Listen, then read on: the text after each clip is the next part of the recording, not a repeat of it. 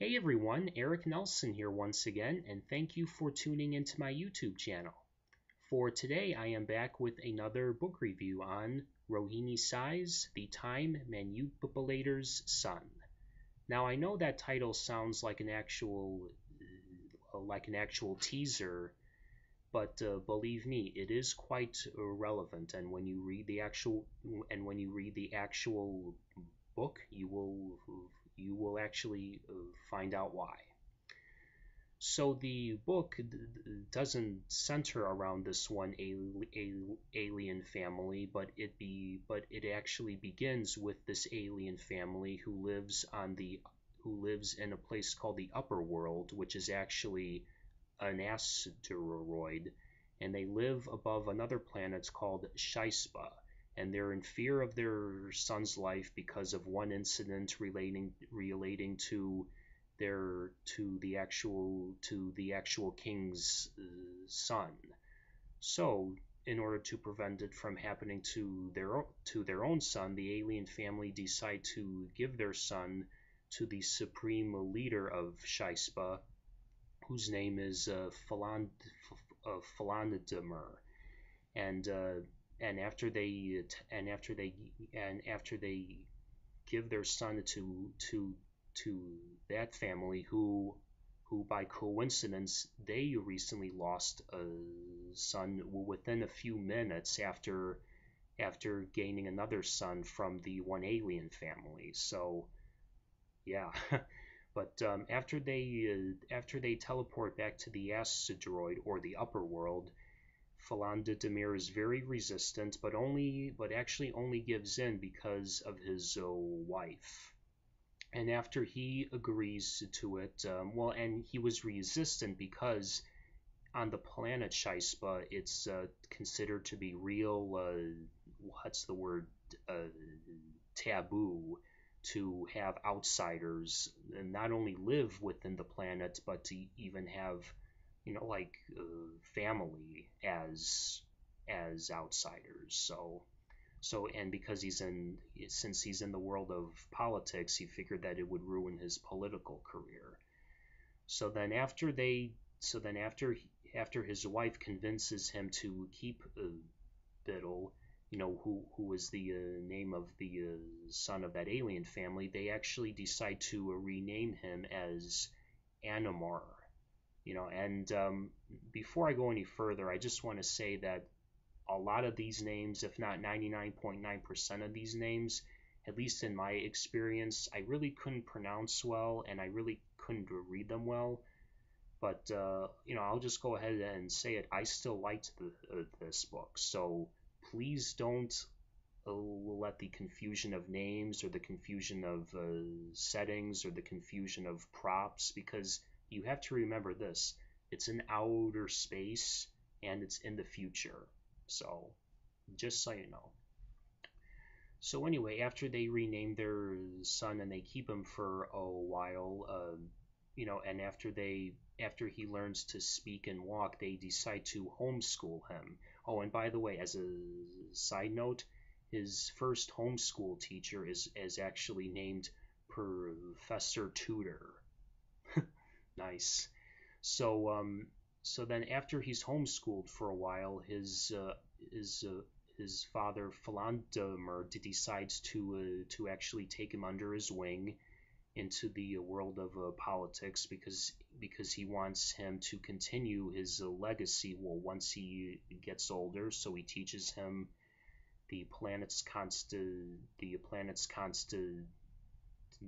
I'm sorry, the planet's constitution, and he even allows him to speak at this one speech rally, and it's actually well received by the media, except his political opponent realizes that Animer is actually being homeschooled, so he decides to put on this one campaign ad by saying if he doesn't think his own son should be going to a public school, why should you? Meaning the public.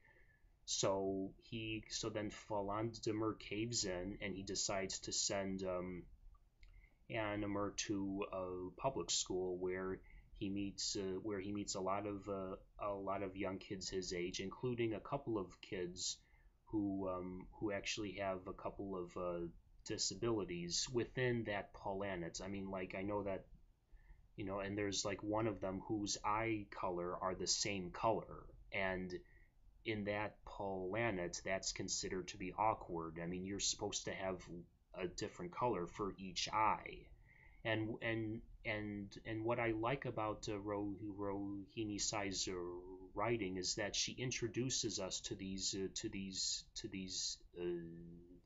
actual two kids before before Animor is introduced to them, because in the book she describes how they are actually born. And I'm sorry, their names are Bernardo, and the other one is I think the only one with a quote unquote normal name, and his name is actually Daniel.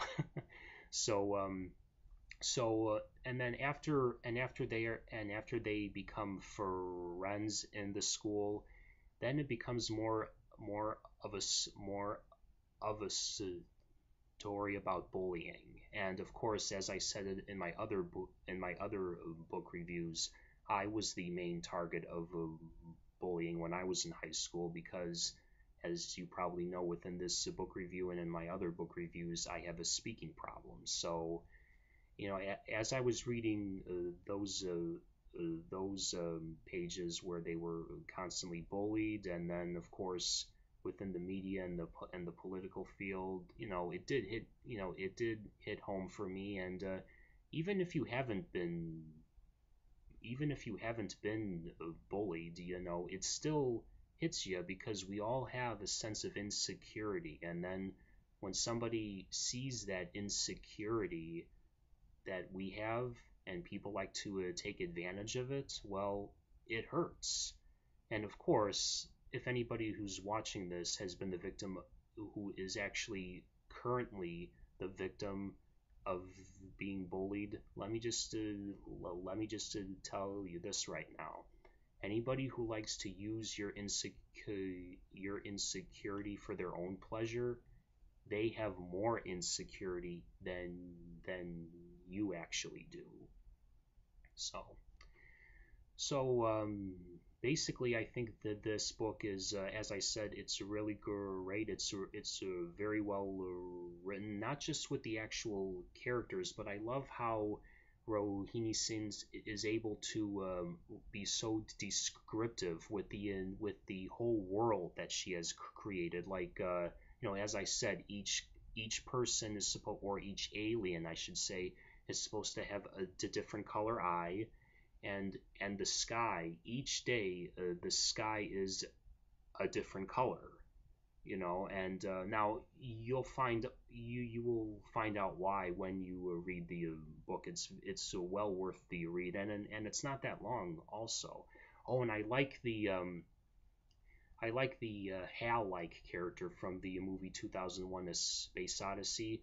I mean, it's nothing like Hal, or is it? But the computer's name is Chris, which actually stands for Shispa Host Resource Information System. And it has some of the same techniques as Hal, but not everything. Or as I said before, or does it? So you can get this book anywhere, especially Amazon, and I hope to see you all at the bookstore or the iBookstore.